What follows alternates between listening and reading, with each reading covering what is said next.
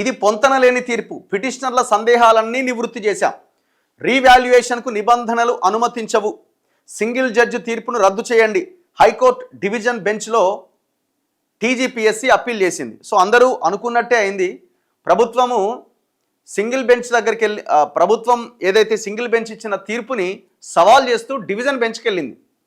హైకోర్టులో single bench ఏమనిచ్చింది? Rajeswara Rao ధర్మాసనం, judge Rajeswara Rao గారి ధర్మాసనం రీవాల్యుయేషన్ చేయండి, గ్రూప్ 1 పేపర్స్ మళ్ళీ దిద్దండి, లేదంటే 8 నెలల్లోపు మళ్ళీ మెయిన్స్ ఎగ్జామ్ ఎగ్జామ్ పెట్టండి అని జడ్జిమెంట్ ఇచ్చింది. సో దీని మీద వాళ్ళు ఎవరైతే ర్యాంకర్స్ ఉన్నారో వాళ్ళ పేరెంట్స్ పిల్లలంతా కలిసి ఒక ప్రెస్ మీట్ పెట్టారు. ఇప్పుడు 563 ర్యాంక్స్ వచ్చిన వాళ్ళలో అందరూ తప్పు చేశారు, అందరూ కొన్నారు అనేది ఎంత దుర్మార్గమో, తప్పు జరగలేదు అని చెప్పడం కూడా దుర్మార్గమే అవుతుందేమో. ఎందుకంటే కొన్ని ఎగ్జాంపుల్స్ మన కళ్ళ ముందు కనబడుతున్నాయి. మొత్తానికే తప్పు జరగలేదు అనడం కూడా అంతే ఇదవుతుంది. ప్రభుత్వం కొన్నింటికి అసలు సమాధానం ఎక్కడ చెప్పింది?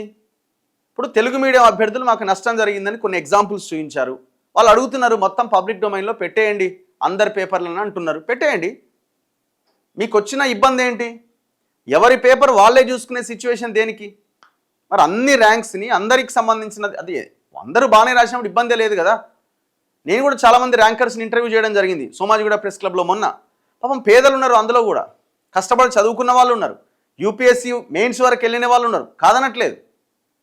కానీ ఎక్కడో ఒక దగ్గర తప్పు జరిగింది అని ఎవరైతే నిరుద్యోగులు అభ్యర్థులు ఎవరైతే కొంతమంది లేవనెత్తుతున్నారో వాటికి ప్రభుత్వం సమాధానం చెప్పాల్సిందే.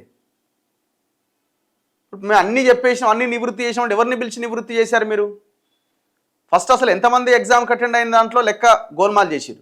తెలుగు మీడియం స్టూడెంట్స్కి అన్యాయం జరిగింది, మాకు ఈ ఆయనకు ర్యాంక్ ఎట్లొచ్చింది, ఈయనకు ర్యాంక్ ఎట్లొచ్చిందని కొన్ని ఎగ్జాంపుల్స్ తీసుకొస్తే అదే అట్లే అయిపోయింది. అసలు ఈ పేపర్ వాల్యుయేషన్ ఎవరితో దిద్దిచ్చారు? ప్రొఫెషనల్స్ ఉన్నారా, ప్రొఫెసర్లు ఉన్నారా, కన్సర్న్ డిపార్ట్మెంట్ ప్రొఫెసర్లతోనే దిద్దిచ్చారంటే దానికి కూడా రకరకాల అనుమానాలు ఆరోపణలు వస్తున్నాయి. సరే, మొత్తానికి సింగిల్ బెంచ్ ఏమన్నది? ఒక తీర్పు ఇచ్చింది. ఇప్పుడు డివిజన్ బెంచ్కి వెళ్ళే రైట్ లేదా అంటే వాళ్ళకి రైట్ ఉన్నది, ఎవరు కాదంటారు. ఇప్పుడు ప్రభుత్వం వెళ్ళకపోయినా పిల్లలే వెళ్ళేటట్టున్నారు, ఎవరైతే ర్యాంక్స్ వచ్చారో వాళ్ళే వెళ్ళేటట్టున్నారు. మేము సుప్రీంకోర్టు దాకానే పోతామంటున్నారు, ఎందుకంటే వాళ్ళకు ఉద్యోగాలు వచ్చినాయి కాబట్టి.